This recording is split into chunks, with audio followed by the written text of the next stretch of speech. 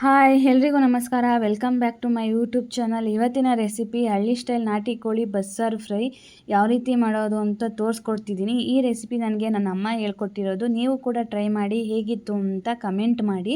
ನಾನು already chicken sambar recipe upload ಮಾಡಿದ್ದೀನಿ, ಒಂದು ಸರಿ ಚೆಕ್ ಮಾಡಿ. ನಾನು ಏನೇನು ಮಸಾಲೆ ಹಾಕಿದ್ದೀನಿ ಅಂತ ನಿಮಗೆ ಗೊತ್ತಾಗುತ್ತೆ. ವಿಡಿಯೋ ಸ್ಕಿಪ್ ಮಾಡಿದೆ ಕೊನೆಯವರೆಗೂ ನೋಡಿ.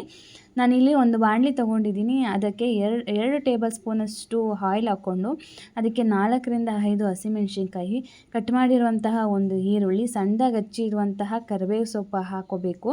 ನಾನಿಲ್ಲಿ ಕರಿಬೇವಿನ ಸೊಪ್ಪು ಏನಕ್ಕೆ ಸಣ್ಣದಾಗಿ ಹಚ್ಕೊಂಡಿದ್ದೀನಿ ಅಂದರೆ ಫ್ಲೇವರ್ಗೋಸ್ಕರ ನಾನು ಸಣ್ಣದಾಗಿ ಹಚ್ಕೊಂಡಿದ್ದೀನಿ.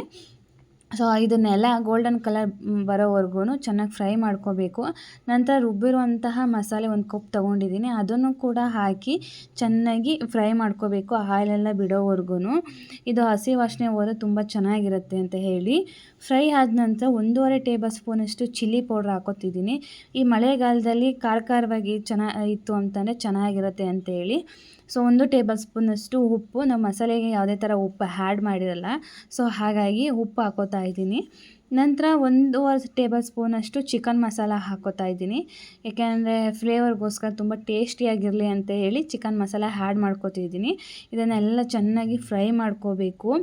ಚೆನ್ನಾಗಿ ಆಯಿಲ್ ಬಿಡೋವರೆಗೂ ಫ್ರೈ ಮಾಡಿಕೊಂಡು ಮಸಾಲೆ ಚೆನ್ನಾಗಿ ಬೆಂದಿರುತ್ತೆ ಅಂತ ಹೇಳಿ ಫ್ರೈ ಮಾಡ್ಕೋಬೇಕು. ನಂತರ ನಾವು ಶುಂಠಿ, ಬೆಳ್ಳುಳ್ಳಿ ಮತ್ತು ಹಸಿ ಮಸಾಲೆ ಏನಿರುತ್ತಲ್ಲ ಅದನ್ನು ಹಾಕಿ ಚಿಕನ್ ಬೇಯಿಸ್ಕೊಂಡಿರ್ತೀವಲ್ಲ ಆ ನೀರನ್ನು ಕೂಡ ಅರ್ಧ ಕಪ್ಪಷ್ಟು ನಾನು ಎತ್ತಿಕೊಂಡಿದ್ದೆ. ಅದನ್ನು ಕೂಡ ಬಾಣಲಿಗೆ ಹಾಕಿ ಚೆನ್ನಾಗಿ ಫ್ರೈ ಮಾಡ್ಕೋಬೇಕು. ಇದು ಆಯಿಲ್ ಸುತ್ತ ಎಲ್ಲ ಮಸಾಲೆ ಆಯಿಲ್ ಎಲ್ಲ ಬಿಡೋವರೆಗೂ ಚೆನ್ನಾಗಿ ಫ್ರೈ ಮಾಡಿಕೊಂಡ್ರೆ ಮಸಾಲೆ ಎಲ್ಲ ಚೆನ್ನಾಗಿ ಬೆಂದಿದೆ ಅಂತ ಹೇಳಿ. ಸೊ ನಾನಿಲ್ಲಿ ಸೈಡಲ್ಲಿ ಏನು ಚಿಕನ್ ಎತ್ತಿಕೊಂಡಿರ್ತೀನಲ್ಲ, ನಾಟಿ ಕೋಳಿ ಚಿಕನ್ನು, ಅದು ಬೇಯಿಸಿರುವಂತಹ ಚಿಕನ್ನು, ಅದನ್ನು ಕೂಡ ನಾವಿಲ್ಲಿ ಬಾಣಲಿಗೆ ಹಾಕಿ ಚೆನ್ನಾಗಿ ಮಿಕ್ಸ್ ಮಾಡ್ಕೋಬೇಕು. ಚೆನ್ನಾಗಿ ಮಿಕ್ಸ್ ಆದ ನಂತರ ಸ್ವಲ್ಪ ಬೇಯಕ್ಕೆ ಬಿಡಬೇಕು. ಮಸಾಲೆ ಎಲ್ಲ ಚಿಕನ್ಗೆ ಹಿಡಿದಿರುತ್ತೈತೆ. ಸೊ ತಿನ್ನಬೇಕಾದ್ರೆ ತುಂಬಾ ಖಾರವಾಗಿ ಚೆನ್ನಾಗಿರುತ್ತೆ. ಒಂದು ಸರಿ ಈ ರೀತಿ ಟ್ರೈ ಮಾಡಿ, ನಿಮಗೂ ಕೂಡ ಇಷ್ಟ ಆಗುತ್ತೆ. ಲಾಸ್ಟಲ್ಲಿ ಸ್ವಲ್ಪ ಕೊತ್ತಂಬರಿ ಸೊಪ್ಪು ಹಾಕ್ಕೊಂಡ್ರೆ ಚಿಕನ್ ರೆಡಿ ಆಗುತ್ತೆ. ನಿಮಗೆ ಈ ವಿಡಿಯೋ ಇಷ್ಟ ಆಗಿದ್ರೆ ಲೈಕ್ ಮಾಡಿ, ಶೇರ್ ಮಾಡಿ. ನೀವಿನ್ನೂ ನನ್ನ ಚಾನಲ್ ಸಬ್ಸ್ಕ್ರೈಬ್ ಆಗಿಲ್ಲ ಅಂತಂದರೆ ಈಗಲೇ ಸಬ್ಸ್ಕ್ರೈಬ್ ಆಗಿ, ಹಾಗೆ ಹೆಚ್ಚಿನ ವೀಡಿಯೋಸ್ಗಾಗಿ ಬೆಲ್ ಐಕಾನ್ನ ಕ್ಲಿಕ್ ಮಾಡಿ. ಸೊ ನಿಮಗೆ ಈಗ ಚಿಕನ್ ರೆಡಿ ಆಗಿರುತ್ತೆ. ಟ್ರೈ ಮಾಡಿ ಹೇಗಿತ್ತು ಅಂತ ಕಮೆಂಟ್ ಮಾಡಿ.